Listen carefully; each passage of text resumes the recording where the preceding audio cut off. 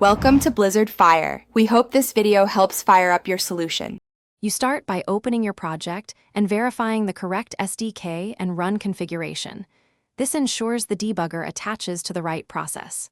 Next, set breakpoints in the editor gutter on statements you want to inspect.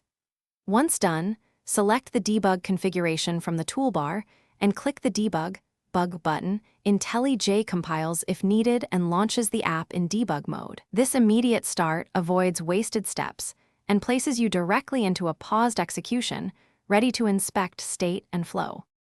You now control execution with step over for single-line progress, step into when you need to inspect a call, and step out to finish the current method.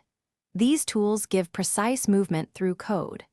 Make sure to use the Variables and Frames panels to inspect object state, add watches for expressions you care about, and use Evaluate Expression to probe behavior at runtime.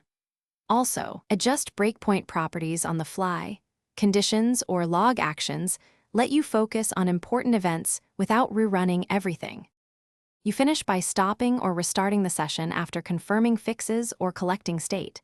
Save relevant stack traces and variable snapshots for later.